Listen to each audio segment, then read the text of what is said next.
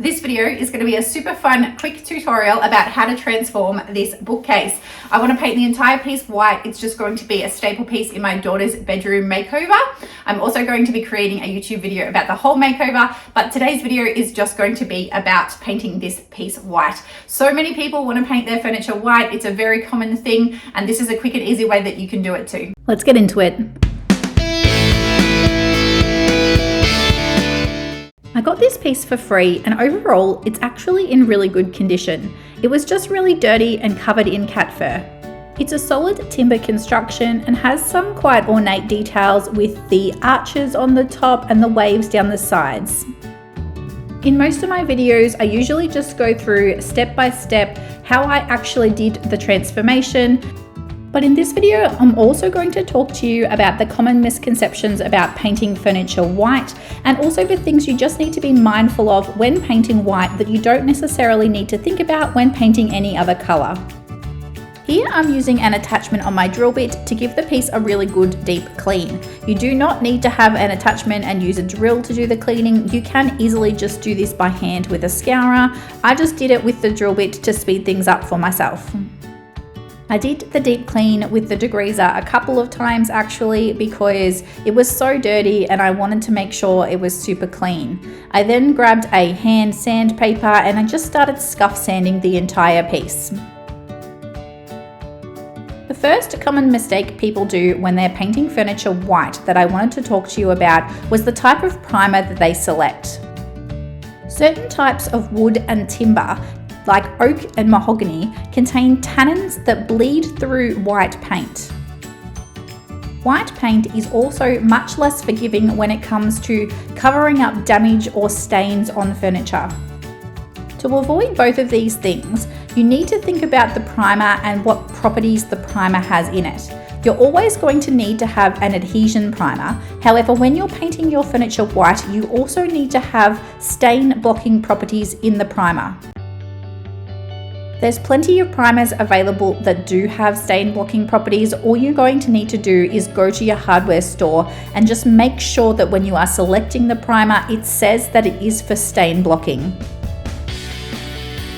If you're looking for something specific and want to know the name of something to help you out when you go to the hardware store, my favorite stain blocking primer that I tend to go for is called Zinsser Bin Primer in the shellac finish.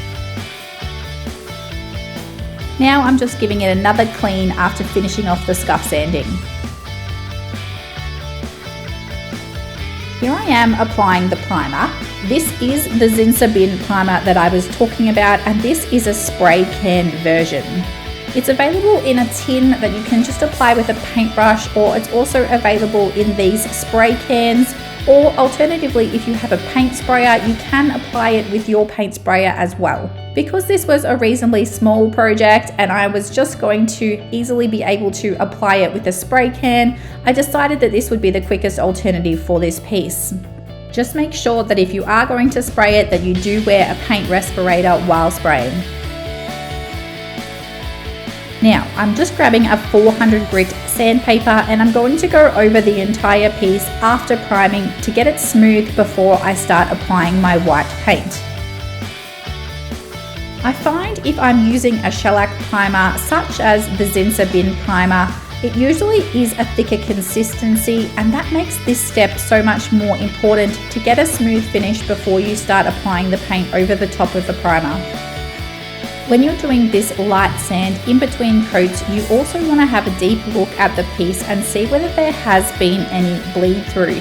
If you can see sections where there is bleed through, which could be in a yellow format, pink, red, any kind of undertones that are coming through that primer, it's important to place a second coat of primer on before you start painting your piece white. You're then going to grab out your tools. You're just going to need a simple paintbrush, a mini roller and a roller head.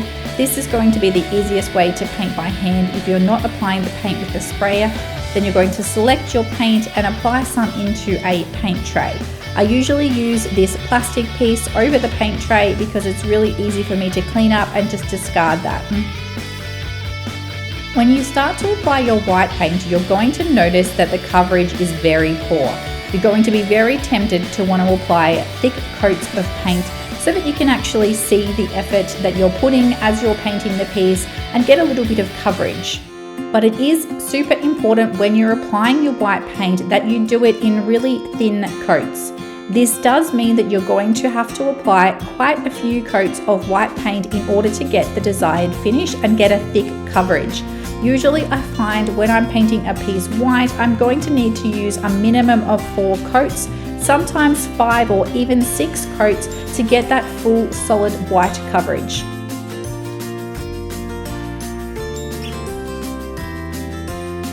When selecting your white paint, you want to be reasonably selective about what type of white paint you're using. Generally, the paint does have a big effect as to how the piece turns out. I'm using a mineral paint here and I really like working with mineral paints. But if you're going to be using an acrylic paint from the hardware store to apply to your furniture to paint it white, you want to select a water-based paint as opposed to an oil-based paint. The water-based acrylic or latex paint will be much more forgiving and less likely to yellow than the oil-based varieties. As I mentioned earlier, you're going to need to apply quite a few coats. However, when you're using the roller and doing this effectively, it really shouldn't take very long. I found that each of these coats of white paint probably took me about 15 minutes. So by the time I'd done 5 coats, I really hadn't spent that long all up painting. Just make sure you do allow each coat of paint to dry before you start on the next coat. I really wanted to do this video and focus on a piece where I just painted white because so many people want to be able to just paint their furniture white. You'll find that if you go into a lot of furniture shops, there is a lot of furniture that is just solid white painted pieces. It is also by far the most highly requested commission job that I get. So many people contacted me asking me if I can paint their furniture white. Sometimes there is a bit of exposed timber along with the white, but very often it is the white that they're looking for. I don't really blame people for wanting to have white furniture. I mean, it is actually a really good staple piece. Then you can add a whole lot of decor elements and really brighten it up or change the appearance of it regularly by just changing what you've got on the piece without having to change the color of the piece quite so regularly. If you paint your piece a really vivid color, you might go out of style a lot faster than a piece that is white where you can just change the decor elements. Make sure when you're painting you don't have any drips anywhere that are easily visible. The first couple of coats are going to look streaky, but as you get towards the 3rd or 4th coat, you should notice that it is looking a lot less streaky and the coverage is starting to get a little bit thicker. If you're a beginner and you do make a mistake and have some drips on a particular coat, go back and get your sandpaper, a really high grit, say a 400 grit or a 300 or maybe even a 240 grit, and just sand those streaks and those drips off before applying your next coat. I'm using a white mineral paint, and the reason I usually use this when I'm painting white is because it does have a top coat built in. If you are going to be applying a top coat on top of your white paint, you need to be very careful how you apply the top coat and what particular top coat you do use to apply. Similar to what we were talking about before, when you're selecting your paint, and if you're using a latex or an acrylic paint, the oil-based versus the water-based, the top coat is very similar. An oil-based top coat is much more likely to alter the paint's appearance. And what I mean by alter the appearance is that it starts to look and turn yellow. To avoid this, you should opt for a water-based polyurethane or polyacrylic top coat that is made specifically for white surfaces. This will help preserve the look of the white, crisp painted furniture and protect it from wear and tear without compromising its colour. By avoiding these common mistakes and following these tips, you can achieve a beautiful and durable white finish on your furniture that will stand the test of time. If you loved this video, make sure you subscribe for lots more furniture flipping fun.